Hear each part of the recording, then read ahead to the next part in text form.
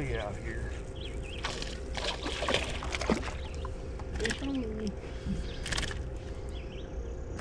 Wait, he ate it too.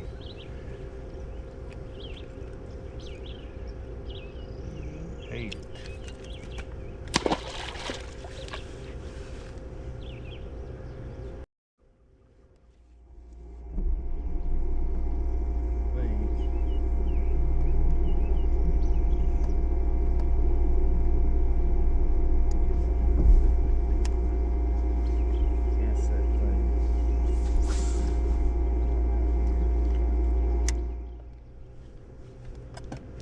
He ate it. It just I felt a little tick when I picked up. It was like heavy.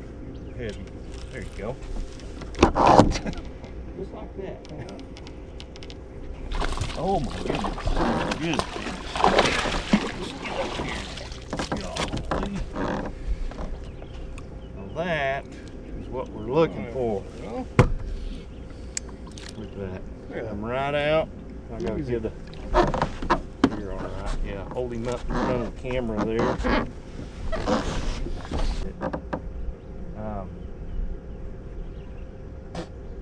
You know, I think some of it, we've had a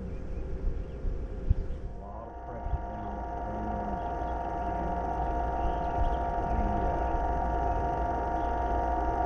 there's still so many guys that are just knocking the signs off their ass. And we're seeing the effects of it. Right. Well, like yesterday, when people do that stuff, they don't fish a lot,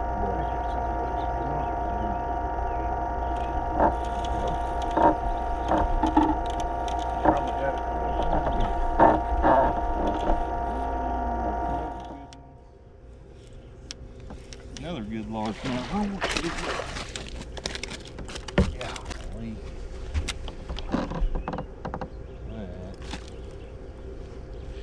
Quit your flop. Boy, they are mean right now, though. I mean, had him hooked. Looks perfect. In the morning when he caught it, and we went in, of course, got his pictures and everything, and went back out and fished for another hour or so, come in. And like I said, it was his dad and 3 brothers, and this kid, he was 11 years old. His name was Alex. The dad, and I do every year. He's one of my regulars, you know. He's a great guy, great kids. Look at that.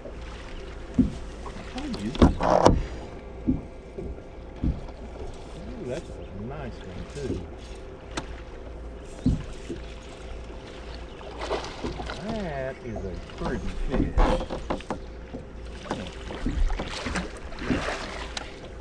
Now that one has been, look at that. Snag it? No, pop right out.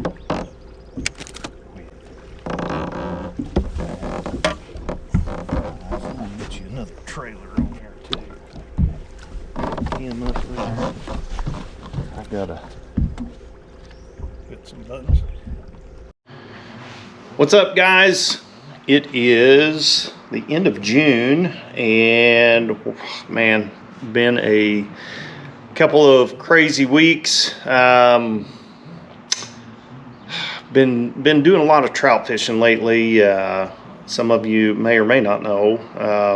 Had a couple of trophies. One of my longtime repeat customers, one of his sons, Alex, caught a 24.25-inch a brown trout, weighed right at 8 pounds. And then like a week later, had a couple of guys, brothers from Texas, and one of the brothers caught a fish of a lifetime. Amazing story. Rainbow trout, weighed in 14.12 pounds.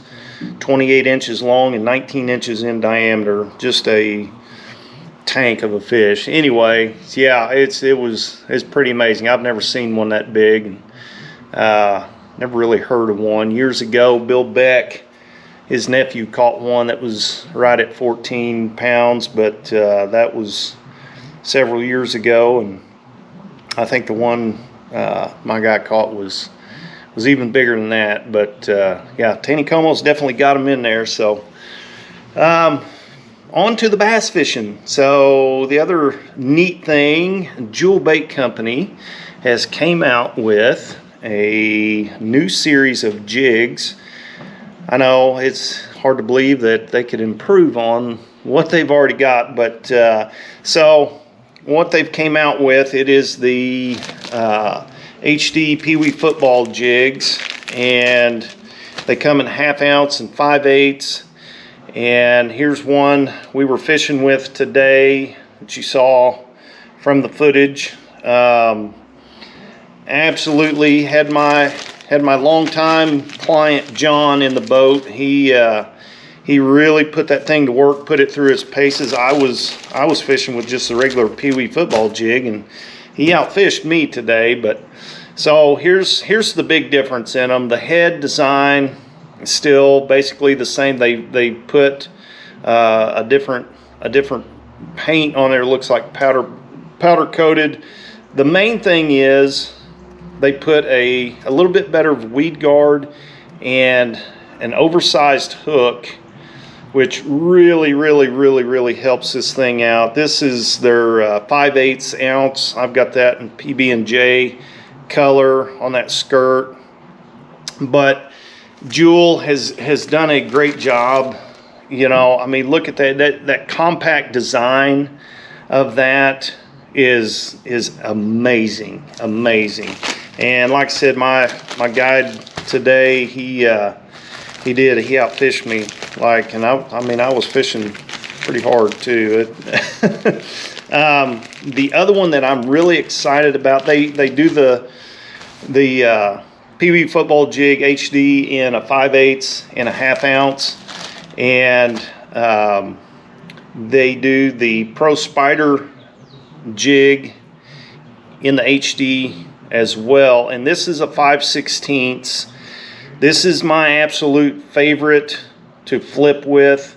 And again, if you look at these, they've got the hook, the same hook, a little bit wider bend of a hook, got a lot better contact with that fish when you set the hook on them. You know, today I had John using the Virtuous, the football jig rod. It's a 7'4" rod. This thing is, guys, if you haven't tried these out, especially this football jig rod, it is absolutely hands down money for catching. You know, the fish we were catching today were out off of the bank a little ways, 24 to 28 feet of water on those flat pea gravel points and roll offs. And with that football jig rod that Virtuous, that Jewel has come out with, dude, I mean, you can feel every rock, everything out there.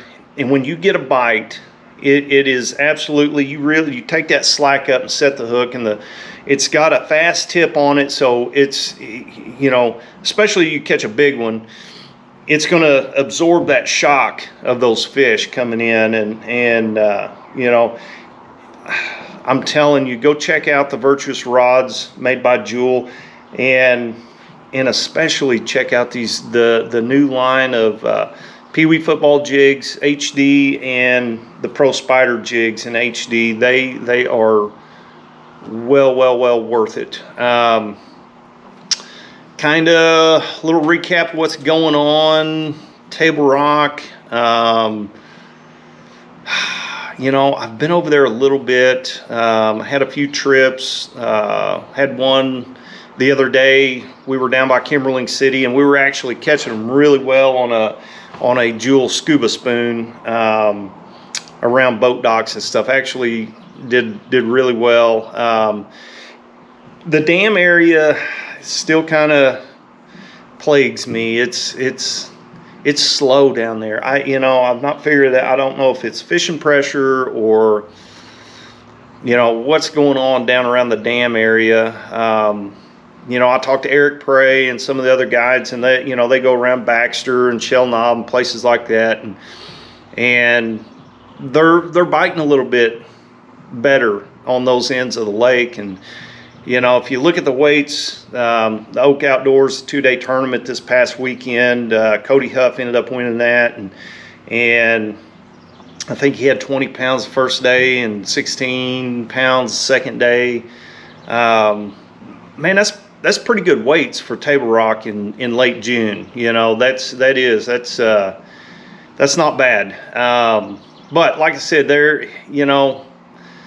I had a guide trip yesterday on Table Rock down by the dam, and they did okay. My people, they caught a few fish, but it wasn't 20 pounds worth. So I know a lot of them guys are probably running other ends of the lake, and I know Aaron Hodge, he got second place in that tournament. I was kind of looking for him yesterday out there because I knew he had a good stringer Saturday, but I didn't see him on that end. But he may have ran way up or somewhere. But yeah, it does. It is summertime. They're finally getting out into their deep water spots and the typical stuff. 26 to 32 foot of water. I know later on this week it's supposed to get even hotter. That's going to bring that surface temperature up even more and make that thermocline. I don't think the thermocline's there quite yet. They're not running near as much water as they have in years past. We've not had a lot of rain to do that, but yeah, it's getting summertime. That the warmer water is going to push those fish down deeper. And main thing is, guys, if you're out there fun fishing, you catch them deep, know how to fizz those fish, know how to needle them, know how to take care of them. Most of the time you catch them, take a picture of something, release them, they're okay. They'll go back down, no problem. But if you do catch one, say 30 feet deep, and he comes up and he's swelled up and full of air, learn how to needle those fish. That is very important this time of the year. The fish, the bass in Table Rock and the surrounding lakes, that is our breeding population. They're not replaceable very well. So anyway, guys, yeah, stay tuned. I'm going to keep doing some videos. I'm going to try. I've got several trips lined up, but I know me and Pete have got a tournament coming up on Taneycomo for bass. So if I get a chance, I'm going to go at least try to do a video down on Taneycomo for bass fishing. I know it used to be kind of a well-known little local secret, but there's some nice bass in there. Actually, there was a bass tournament this past weekend down on Taneycomo, and I believe it took 22 pounds to win it. I know the guys that got second place, Elias Williams, good friend of mine, he had 21 pounds. Him and his dad, they had 21 pounds. So that's pretty salty for little old Taneycomo. So anyway, guys, stay tuned. Thank you guys for tuning in, watching my channel. Hit like and subscribe. We're going to keep doing videos, and yeah, stay tuned. See you guys next time.